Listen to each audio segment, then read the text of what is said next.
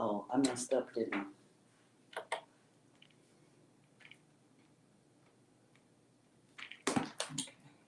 I messed up. You messed up? I don't think so. Okay, Tony, why is it not playing? Okay, that's the AV and pick up a mini auxiliary.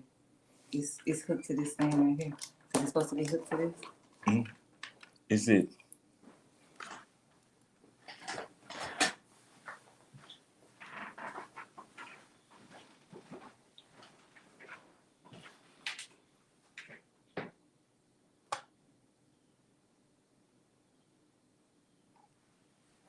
Be playing. I haven't played it yet. Hit play? Yeah, hit play. Yeah, but it should be started.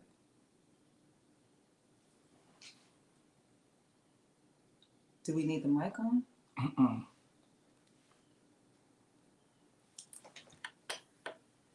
Deidre, I need you back in the studio. I'm coming. All the way. We are having just a little bit of technical difficulty. Oh, but you can't hear me talking, can you? Because I don't have my mic on. See, now we on air. Yeah. Let's see. Just tell me Yeah, we're having just a little bit of technical difficulty with this new board. We're so excited, but we got to figure out how to work it.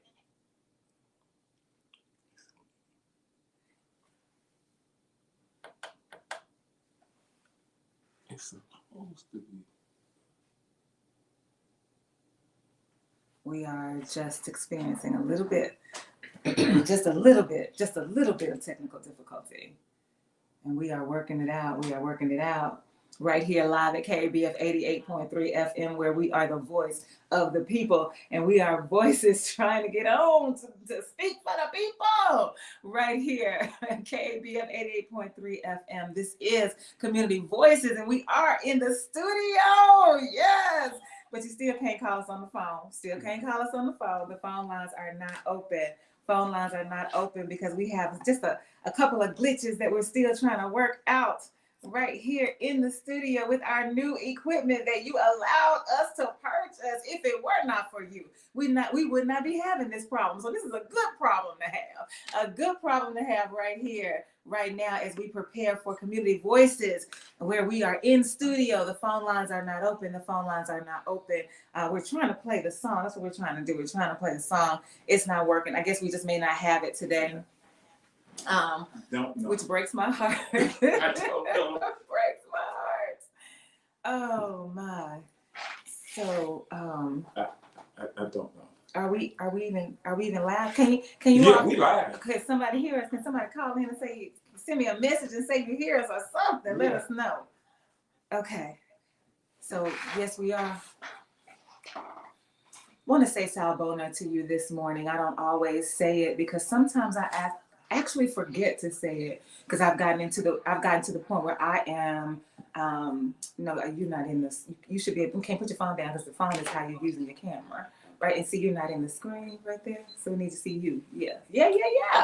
And so Sawubona, I've gotten into the place where it is my posture that I am always thinking and feeling and moving and navigating in that spirit of oneness. So sometimes I forget, but today I am not forgetting to greet you with that Zulu tribal greeting, which on its face means hello. Some people would say namaste. It's a greeting. It's an invitation. I'm inviting you into my space as I ask you to invite me into yours. And so the Sawubona binds us together with the spirit of humanity, reminding us that no matter how we feel, no matter what we think, no matter who we are bound together as one. And it is in that spirit of oneness that we have this conversation with you today from Community Voices right here live at KABF 88.3 FM. Sawubona to you.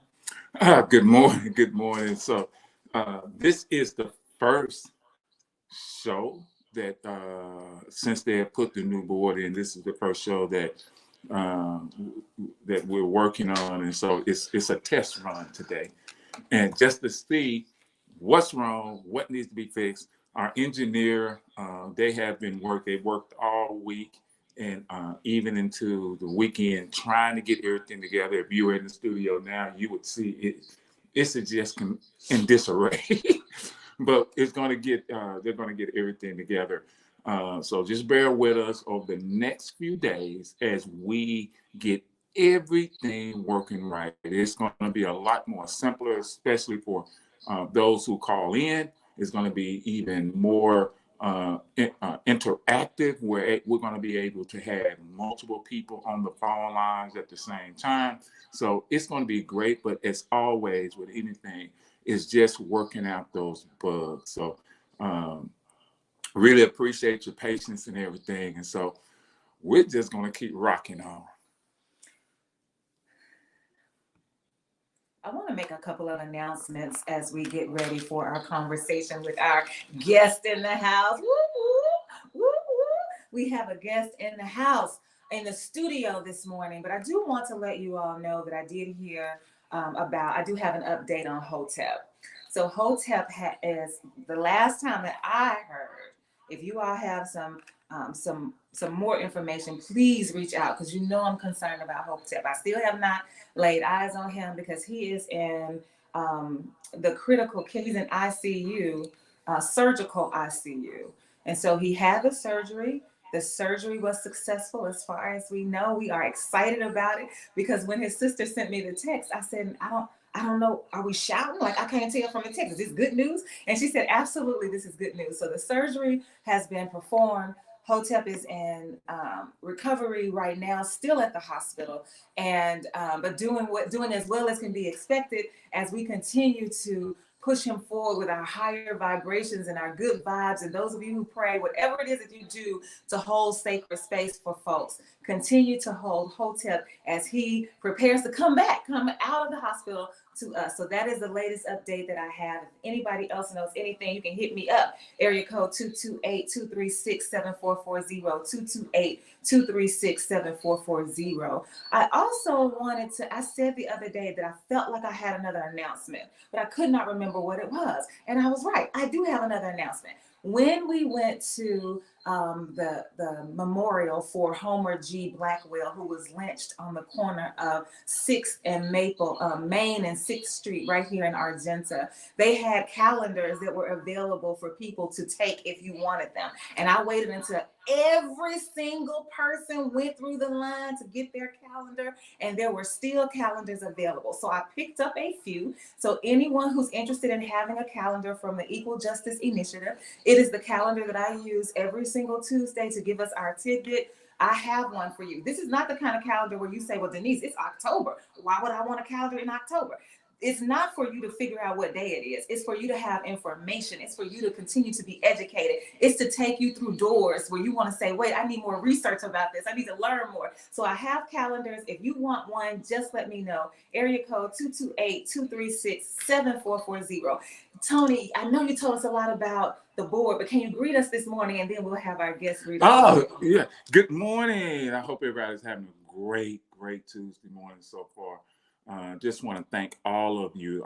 I do echo the same sentiment of Denise. It's been a work in progress, just getting the equipment and getting the board in. And I really appreciate all of you through your donations, through your fundraising, through everything you did to get this new equipment in. I love it when community comes together to take care of community. Also, I just want to make this announcement for those who may not have heard. Longtime city manager Bruce Moore passed away this weekend, Saturday. Bruce served the city manager of Little Rock for over 20 years. He did his best to ensure that that the city not only ran appropriately, but tried to do his best to make sure that things got done in the city. And so just would like to take a moment, have a moment of silence in honor of Bruce Moore.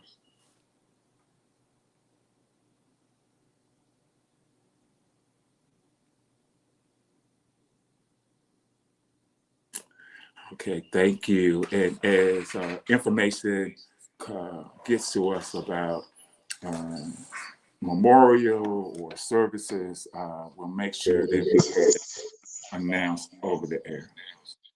We have in the studio Deidre. Yes. Come girl.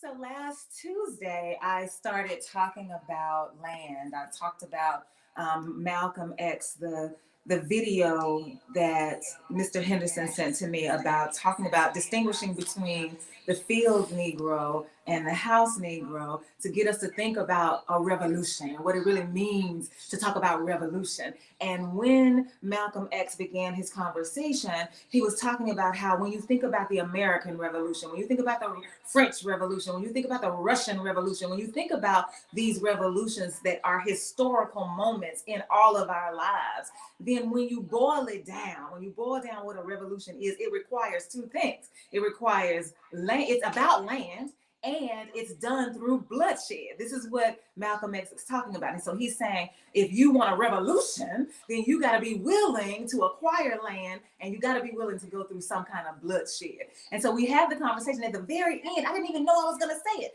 At the very end, I mentioned, I got a friend that got some land. What we going to do? What we going to do? And so I reached out to Deidre and asked her if she would come so that we could have that conversation about this land, moving us forward to see, do we want a revolution? That's the question. Well, the question on the flyer says, now what? And we'll talk about that in just a minute. But first, all I want you to do, Deidre, right now is just greet us in this space, and then I'll give the EJI tidbit, and then we'll go from there. Good morning, everyone, and let me thank Denise and Tony for asking me to come on the show. I was wondering when they was going to do that. Oh, Wait till she get on the mic to try to call somebody out. yeah. That reminds me, calling folks out. Y'all, Domino's is still happening on Fridays at 5 p.m. right here in the park, Petaway Park on 21st Street. And your boy, no, not your boy. Don't let me call him your boy. Your king. Oh! Your king. Chef Master Toney D was in the house on Friday talking cash money. Cash money. Called us commoners. Yeah. Said we were commoners. Said he over here playing, and then you know when he want to play, he said, that's how when he gets ready to play his domino, he said, so he was out there clowning. It was so nice to be in your presence. We had to do what you call it, multiple Yeah. Hey, Low man had get to get up. Low man had to get up. So we are still building community through playing dominoes in the park. Chess Master Toney D always has his chess set with him as well. We are willing to play chess. We are willing to play dominoes. We're willing to play cards. We're willing to put everything up and just talk. Y'all come on out and join us on Fridays at 5 p.m. right here at Petaway Park for Dominoes in the Park.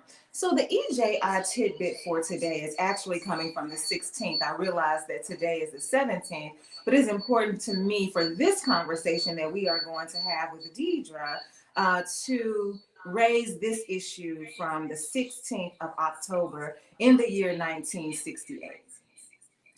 U.S. sprinters Tommie Smith and John Carlos raised black gloved fists on the medal stand at the Olympics in Mexico to protest racial inequality in the United States. They received death threats for years after returning home. Let me read that one more time.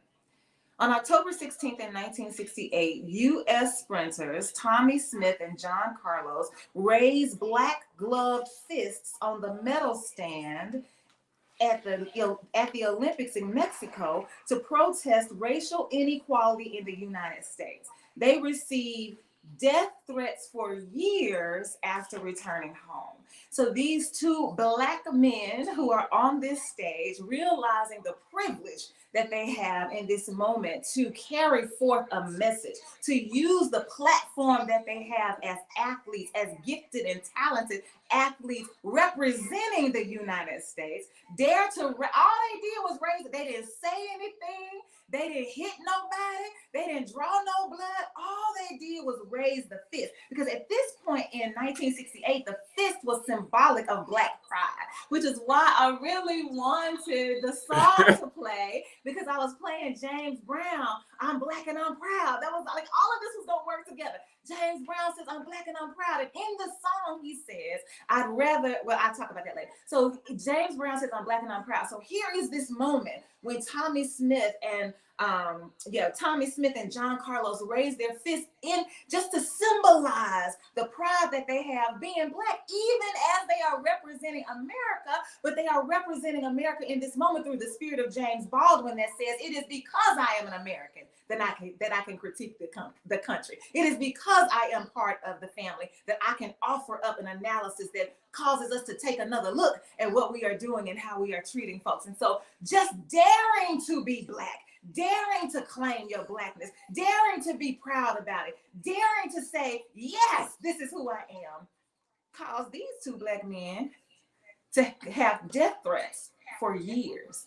What is it costing us to do the same thing, to embody our Blackness? What does it cost us just to say, to dare to say, yes, my history is important enough to be taught in schools. Yes, it is important for me to own who I am in my Black divinity. Yes, what does it cost us? But then Byatt Rustin, who I'm just in love with right now, says, okay, after you get through declaring that you Black and you proud, what you gonna do? Now what? That becomes the question. And that's why we've got Deidre here in the studio to talk about, now that we proud to be Black, what are we gonna do with our Blackness? Deidre, talk to us about what you got going on with this land. Thank you again, Denise. I need to give you a little background on it. I have done the nonprofit business, the corporate business, and everything else under the sun that crossed my mind that I thought might make the world better. Okay. And in the process, I extrapolated it was that, folks don't like Black people. It's just that simple. It's just that simple. Okay, all right. And they would prefer that we be somewhere else. Well, a lot of times we can't be anywhere else. I was going to go to Belize. I was going to remember everyone go to Belize. It's predominantly Black. They speak English, blah, blah, blah. And I had to face the reality that although I'm a antisocial, I still talk to certain people and see certain people, and that was important to me. And I thought that I'd be alone there.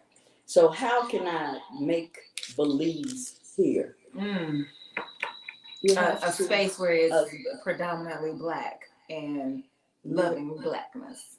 Absolutely. And how can I start to remove myself from the system of white inhumanity? The first step is you got to have land. You've got to.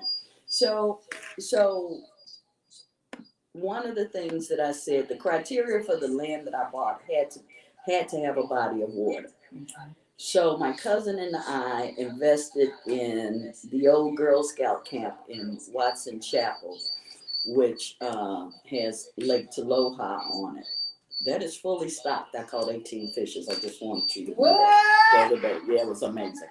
Anyway, so land is so important because if you're nation building, which is what we need to do, is to consider ourselves as a nation, you have to have land. You have to have language. Those are two things you have to have. And we have our own language, folks. It's just that we don't use it with everyone. Just as, Latinos speak Spanish amongst themselves, and then they speak English when they need to talk to you. So we call it code switch, and actually it's just building language. Land, though, is the only thing that cannot be produced on this planet. Ain't no more land coming. Maybe along the Mississippi, but I don't suggest you do that right now. So here's a space. As of this week, will be up to 100 acres. Wow. That's about a 5-acre lake on there that, again, is fully stocked. That's forestry. There's cleared land where we plan on growing, specializing in greens. Okay, I had this moment Okay, where I kept going to the store and seeing these little collard greens, and they were about this big and stuff. And then when you grow them in your backyard, they're this big. Mm-hmm. Okay, so what? Why do we gotta have to have pygmy collard greens? So anyway, that's one of the things. Also hard to get herbs. I'm a meat eater also, and I absolutely love goat meat, and so there's a shortage of goat meat. So that's another thing. We went to get information from the University of Arkansas at Pine Bluff on, to get assistance from professionals in starting a farm. We now have our farm number, and we're connecting with USDA to assist us in this process. Okay, hold on just a minute. So I need is it possible for you to cut your phone off, scoot over there so that you and Tony can share a camera and we can figure out what's happening with our mics? I realize now I just went on the phone and activated the app, and I realized that you all are not able to hear us on the app. Well, I guess I'm talking to people. They like we can't hear you talking to us. So we're just having some difficulty. We're just trying to figure this out. So Deidre, can you cut your phone off? It's going on. Okay, let's see. See if we can get that screech out, and then the two of you share a camera, and we'll see how that works. Tony, you on twice. Okay. Okay. No. All right, let's see. We're just trying to figure this out. We're just trying to figure it out. Yes. So, Deidre, I just need to make sure that I'm clear on what you are saying. Mm-hmm. When you say that we need to consider ourselves a nation, when you say we, who is we? I'm talking about black people. You're talking about black people. How do you define black? How do I define black? That's Deidre. I define black as melanated people who are part of the diaspora. Melanated people who are part of the diaspora. Yeah. Okay. All right. So we said we should consider ourselves a nation. What do you mean by nation? Well, nationhood is a group of people that have the same aim or mission in mind. Also, they have land, culture, and language in common. Okay, you'll see that pretty much with everyone but us. Problem? No. Keep talking. Okay. Yeah, you see that with pretty much everyone but us, and we have become so dependent on a culture that really doesn't like us at its core. Okay. Mm-hmm. I don't even know if it's at its core. Sometimes, we've ran into so many obstacles that are unexplainable obstacles in the process of just getting this undeveloped land developed. Luckily there are people, that have assisted and helped guide us through the process. We realized that the land was so beautiful, and it's such a calming sense of having your own, that a lot of times we get there, we can't do anything because we're too relaxed. All of a sudden, everything just falls off of you. So if the somatic portion of it is huge in itself, and so we want to make sure that we do as much as possible to get this going as quickly as possible, which brings me to the announcement that you haven't made.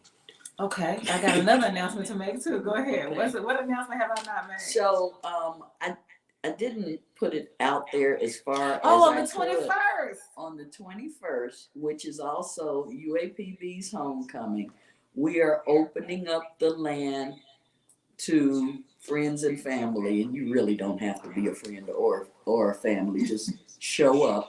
It's absolutely free, You can camp out. You will have food. We'll have vendors. We'll have assortment of things. And that night, we'll have a burlesque show also. Oh, okay. Marquise Hunt will be playing. What? Yes, that night and everything. So we just wanted, we want other people to feel. And I don't know if it's ownership that does it, but I noticed when you came down, Denise, you also got that chair. You're just there. Okay, and it feels different. It feels different, and it's a beautiful space. So there'll be horses, the petting zoo will be there, all kind of stuff. And the bouncy houses for kids. You name it, we're trying to put it there. So it's not just you're looking at land, or you're not going to be looking at crops, because we haven't grown any yet. It's land where you're just free for a moment. You can take your shoes off, walk in the grass if you want to. You can just go hiking through the forest part of it. So we want everybody that can, and it's possible at any time, to come on down. I think people from Mississippi are arriving on Friday, Wow. and there's some folks coming in from Texas on Friday. So we have campgrounds also available to everyone. So What is the address? the address is 3500 Taloha Road, Pine Bluff, Arkansas, 71603. And I'm putting my phone number out there. It's 501-246-1779. 501-246-1779, 3500 Taloha Road. 3500 Taloha Road. Put it in your Google, because you will not find it unless you know to come down Lee Springs Road and see the orange and the white and the 3 black mailboxes, and turn down that dirt road. And I have that flyer. I'm going to make sure that I post it. Tony will post the flyer so that you all can know how to get there. It is true.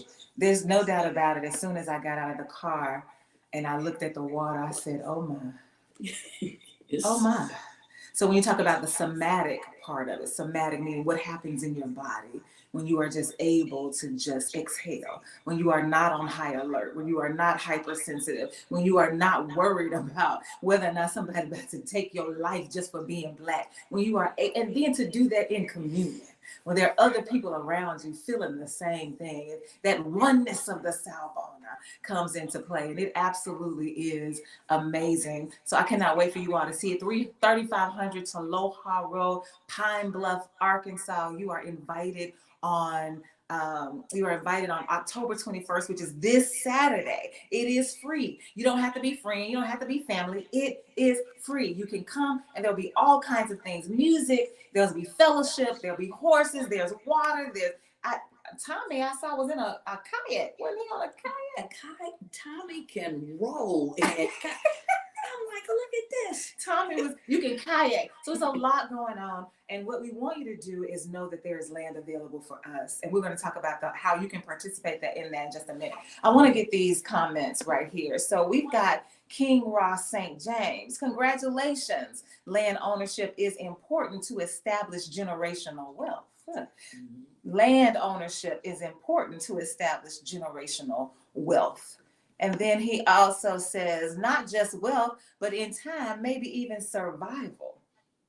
Okay. Yeah. Okay. Not just wealth. Land ownership is important to establish generational wealth, but not just wealth, but in time, maybe even survival. And the only thing that I'll push back on just a little is when King Ross says, but in time. And I think that's why we wanted to have this conversation today, Jesus, because the time is now. Would you agree? The time is now. And so I want to get into that conversation. But first, I overlooked an announcement. Let me make this announcement right now. 1/9 is the family story of Minnie Jean Brown, one of the Little Rock Nine, written by her daughter, Spirit Tricky Tawfiq. And opening night is Wednesday, October 18th at the Argenta Theater. So today's Tuesday. So tomorrow night, 1/9 opens at the Argenta Theater. It is a story of Minnie Jean Brown, one of the Little Rock Nine, written by her daughter, Spirit Tricky Tawfiq, and all of you are invited to attend. I hope to see you there. It runs from the 18th until the 22nd, so that is Wednesday through Sunday. You have an opportunity to join us there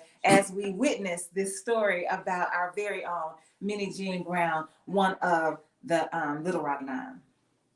So, Deidre, when we were talking about land, again, I think that this is a very timely conversation because the war in Israel right now, when you boil down, it's about land. It is about land. So when Malcolm X says you need to understand that the whole goal is land ownership, and when you have these revolutions, the revolutions are happening between the landless and the landlords. And so we have to realize as Black folks in America that we are the landless. And if we're going to have some land, then we got to be willing to do something to acquire it, because they are not going to give it to us. That's what Bayard Rustin was saying to Malcolm. You need to stop telling folks that they can get this land because the government going to give us 10 states. The government is not going to give us 10 states. The government is not going to give us one state. The government is not going to give us 1 acre, because as Black people coming out of Reconstruction, we had our own economic plan.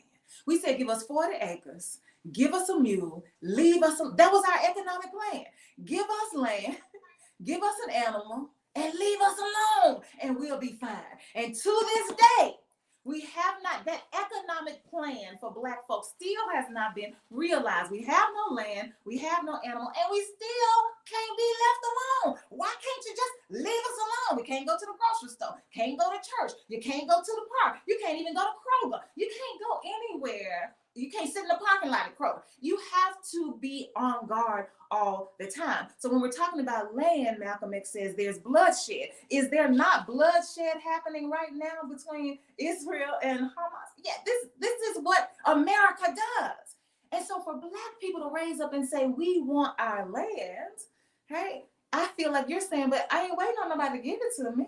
Absolutely. I couldn't. I knew that I wasn't going to make it in the system of white inhumanity, which isn't always done by white people. Okay, we have plenty of Blacks that help with it. I gave up, okay? I gave up on trying to fit in, okay? So let me go to these backwoods. How much it costs to get me away from this? I don't want to be around it anymore, okay? And I don't want anyone to have that type of power on me. So I'll use my dollars to buy this land, okay, that has water on it, that has food on it. I don't care about eating squirrel. You think I care about eating squirrel? No. Okay. I will eat deer meat, okay? Yeah. I will go back to that, because if it comes to it, I don't even want to go to the store. And just think about what is happening in the Gaza Strip right now. Their food sources cut off. Okay? You know, and I'm aware that through warfare that could happen. But if we don't have a wall to stand behind, okay?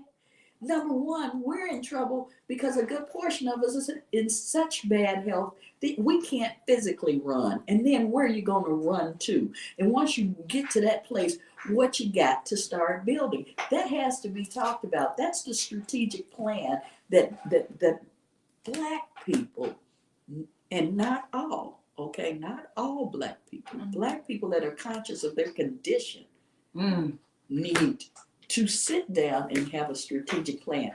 I have stepped out there. I am inviting friends and family, okay, to come. And we have those conversations out there.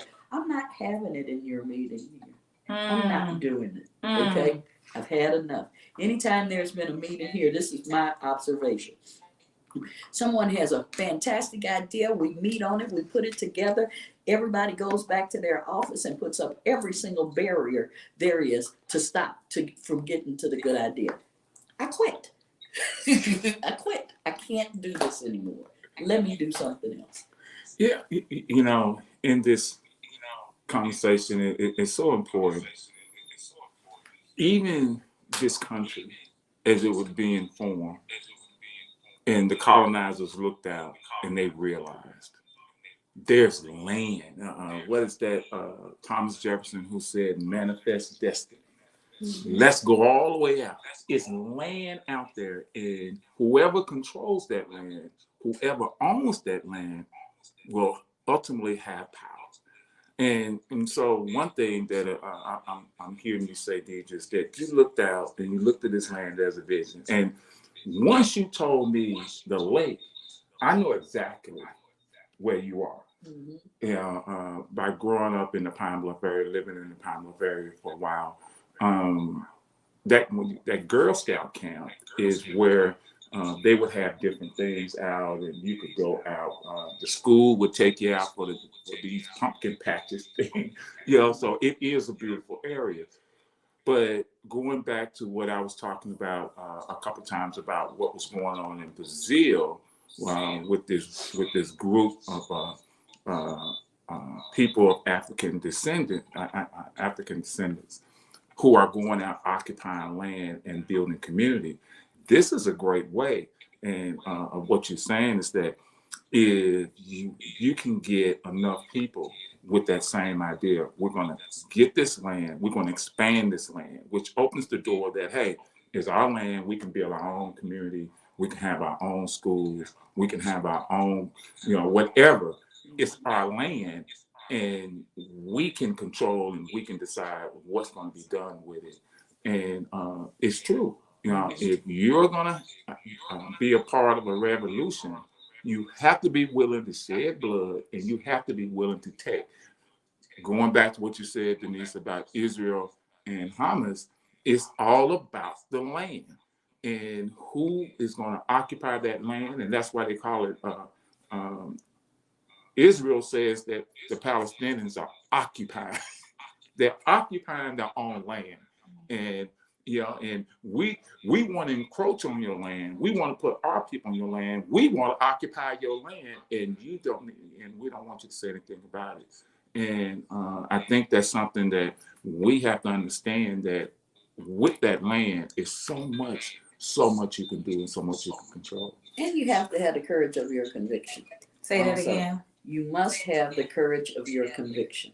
Okay. Yeah, see, that's where I want to go with the conversation, because one of the things that you said a few minutes ago was that not all Black people, like this is a space for Black folks, but then you made it clear, not all Black folks, because you said we're talking about people who are conscious of your condition. So you have to have an awareness, you have to know, you have to do some work to get to the place where you are conscious of the Black person's condition. But I want to also push us further. I've gone back to Zumba. And I was in Zumba the other day, and I'm like, I broke my toe. Did you remember I broke my toe? When did I break my toe? Like in June or something? Mm-hmm. I broke my toe in June, and I stopped going to Zumba because I broke my toe in June. I just started back. Took me all this time. I don't know if it's still broken or not. But I was like, look, if I'm walking, I can do Zumba. So I go back to Zumba. I've been gone since June. They play the music, and my body starts moving. Now, I ain't been since June, July, August, September. 4 months I haven't been. But the music, once it started playing, I knew what to do. I knew how to perform in that moment. Mm-hmm. And as I was doing Zumba, I started thinking, how many of us as Black folks, because what they call it in Zumba, or what they call it in health and wellness, is muscle memory. Right? Your muscles know what to do because they have been trained. You have trained your muscles on how to respond to this music in Zumba. And so I said, how many of us as Black people are living off muscle memory? We've been so conditioned to believe and think the way that we think about our own about our Blackness. We've internalized the racism. That's why you said earlier, it's not just white people who exact white inhumanity upon us. Sometimes it's Black folks. It's people that look just like us, because we are complicit in the system, because we are just going off. We are caught up in the muscle memory of white inhumanity that we have internalized, and we don't realize that we are hearing the music. We hear the music, whatever their music is, and we begin to perform without even thinking about it. So just in Zumba, I started going left when they was going right, just because I wanted to remind myself, you don't have to go the way they tell you to go, especially because I'm in control of this body. You are not so I just started going left. And then I realized they're doing these dances. This particular woman is white, and she's doing a dance, but I'm looking at her doing the move, and I'm like, wait a minute. My body said, that ain't what that dance is. This is what that. So my body dance. So I'm not even doing what you're doing, because my goal is to make sure that I'm caring for my body, not to make sure I'm dancing to your music. And so that was just the metaphor that I was using for what I believe is happening to Black folks. So if you are conscious of your condition, that's one step that you have to take. But the other step that you have to take is be willing to do something about it. Absolutely. Right? And this is Urban Sanctuary, Polly D Farms, South Suburban Ranch. I got another cousin that's got the ATVs and things to come out there. This is a conglomeration, and it's open to other individuals and organizations. You want to work together now? Please know that if I believe that you are not a good fit, you will know about it. This is private land, okay? This is straight out of pocket, okay? So I mean, we'll have a discussion about it, and the number one thing we need to grow, besides those collard greens, is relationships. Say that. Okay. Say that. All right, great relationships with great people. Okay. Let me get this comment in. Okay. This is from Phyllis Brown. Yesterday, my sister arrived in town. We sat on the front porch and talked. I said, trucks at one time were utility vehicles. Now trucks are luxury vehicles. Talk about conviction. We abandoned our skills and the tools. Talk about conviction. We abandoned our tools and our skills. I was thinking about that, Deidre, since you've been talking, because I want to always remind everybody that it is important for us to have conversations where we are holding the mirror to other people so that they can see themselves. But at some point, you got to make sure that you're looking at your own self in that mirror. Absolutely. Right? So we were having the conversation. I remember where I was when I was having a conversation with you, and I said, Deidre, look, I got to do something about this business. Do you remember? I said, I cannot keep doing this business the way that I'm doing it. They cannot control what I say. I got my own business so I can work for myself so that I can be who I want to be. Like, that's what I said. But I said, but I can't do that because I'm still bound by, I said I'm still bound by the people who hire me. And you said, no, you still bound by that mortgage. Do you remember you said that? Mm-hmm. And so now you're making decisions, not because you need to make a decision because this is what's best for your conscious Black life, but you're making a decision about this mortgage. So now you are being run by, you remember that conversation? Absolutely.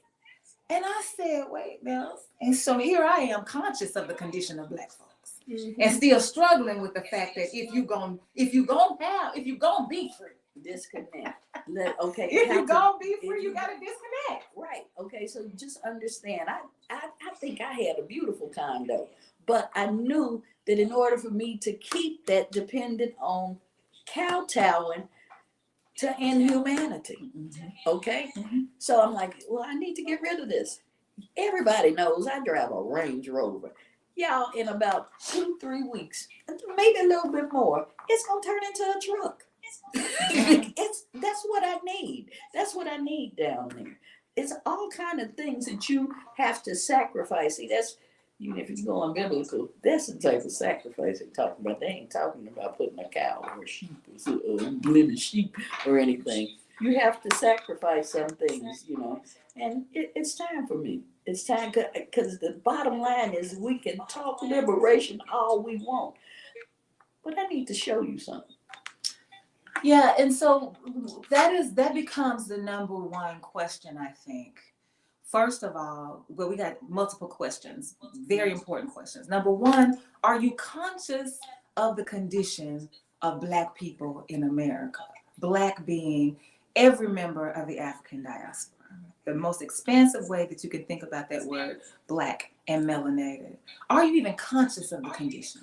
And then secondly, are you conscious of your place how you are navigating the condition. Denise, when I think about I'm connected, I'm worried about my mortgage, Deidre. I'm not gonna lie about that. Mm-hmm. I'm worried about it because when I need to ask somebody now to teach me how to clean cabbage greens.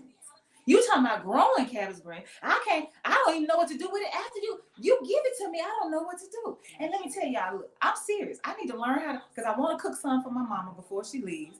And you got to do the green leafy part separate from the other part, the way she cleans. I don't know what she's talking about. And then she said, bring some chicken nicks. So I brought the chicken nicks. And so she was like, I don't feel like cooking them today. This was before she had her surgery and she was always tired. And I said, I should be able to do this. I don't know how to clean no chicken necks. So when you talk about where is your position as Black in this, in the condition of Blackness, how are you facilitating your own oppression? Because you're so busy being connected, you're so busy being bougie, you're so busy being holy that you're not living for yourself. Right. And you have basically signed off yourself as a slave. Again, okay, you're still a slave. Just face reality. Okay. Somebody telling you what to do in order to let you live. No.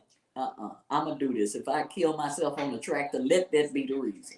Okay, it's mine. and that's what. So here's where that line comes in from James Brown singing "I'm Black and I'm Proud." At some point, he says, "I'd rather die on my feet than be living on my knees." He said, "I'd rather die on my feet than be living on my knees." And when I thought about knees immediately, because of my own history, I thought about church. And I thought about the posture of prayer. And I thought about how many of us were taught that in order to pray, you need to get on your knees, right? And so you get on your knees and you're praying to a God that has been painted as male and white and with blonde hair and blue eyes and nice abs, by the way. That's what we paint. So now I'm on my knees begging this white man to declare that I'm good today.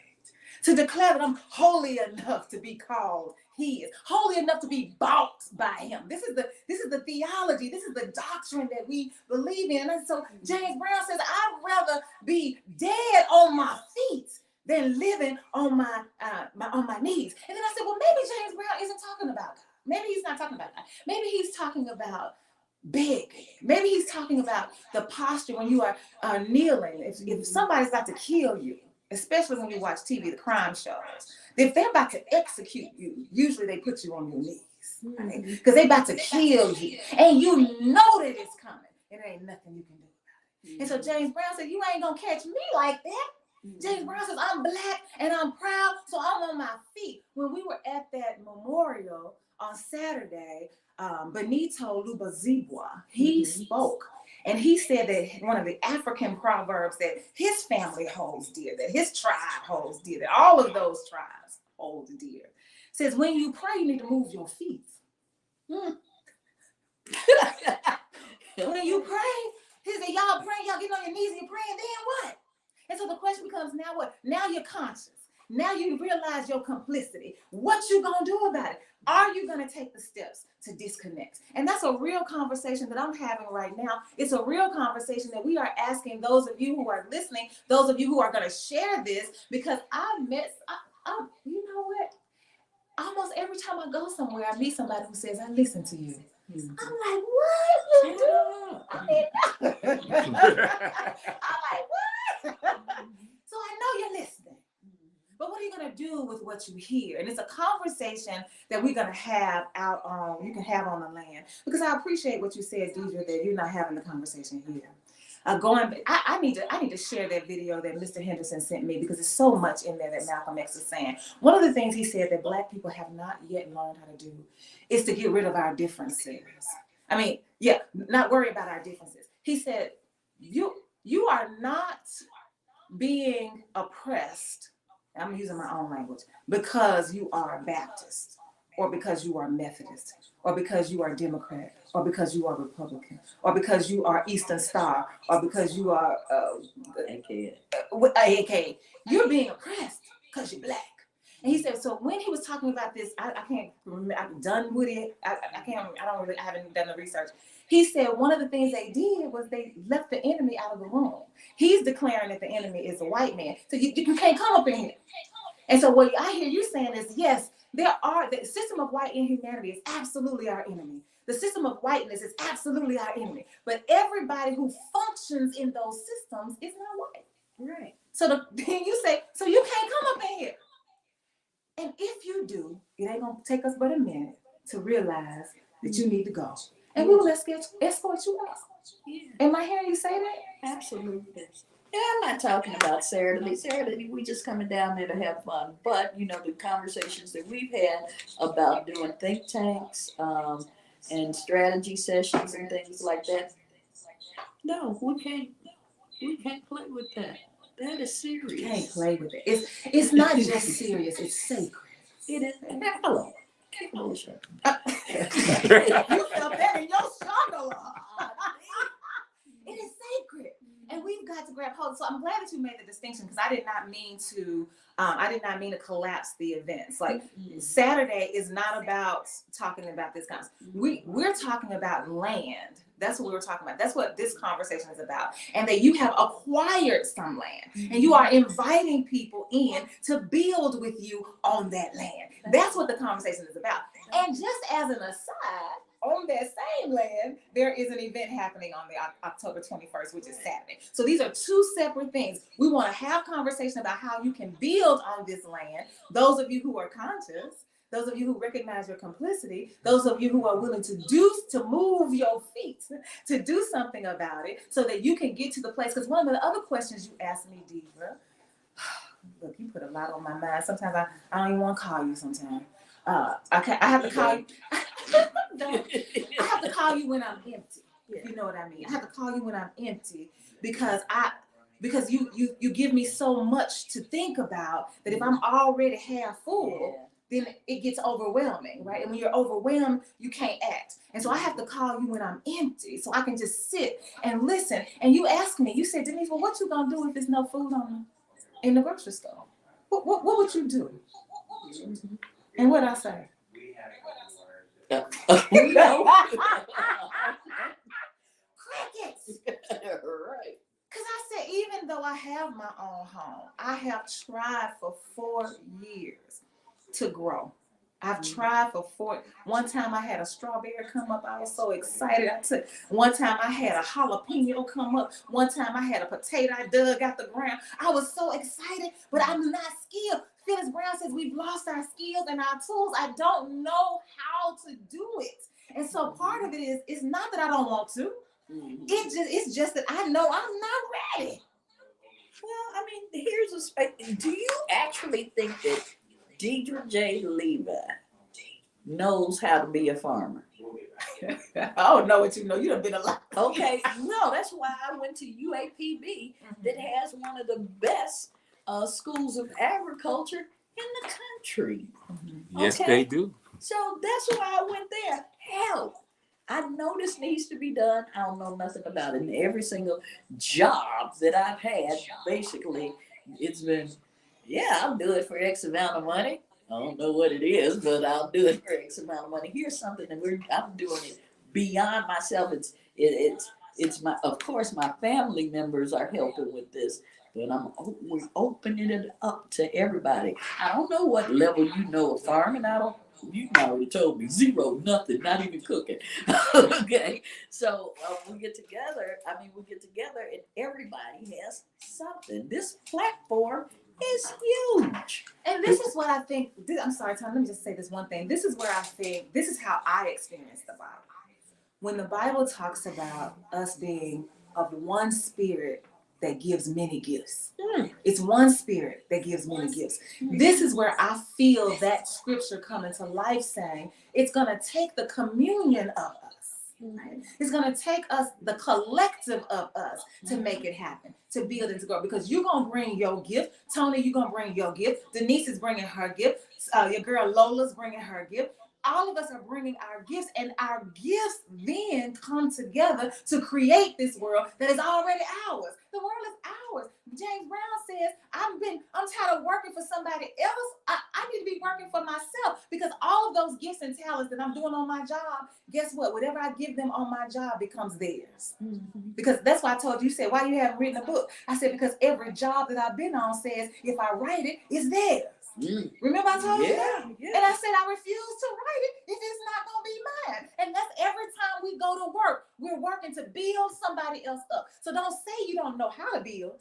Oh, you know how to build, and you know how to build well. You just don't know how to build for yourself. When we don't concentrate on nation building and liberation, what happens is this gets confused. Of course, it's cognitive dissonance. I mean, just think about this, and y'all know it happened for real. I bring millions of dollars to an organization. I'm fired. I had my own organization going into it. Didn't do it for myself. Watch me now. Watch me. Okay? Because my eyes are open to it. Deidre, how complicit and dumb. Okay, I'm gonna call it what it is. Dumb is this. Okay, so I mean, I'm very excited. And it's beyond potential, you all. Merely owning the land is already success. Already Already success. success. Already success. Okay. All right. Now, if we don't do nothing but put a backpack down and lay by the water, it's success. What? It's already done. Already done. Tony, you were going to say something. I wanted to say that about communion and collective. The only thing I wanted to say was that sometimes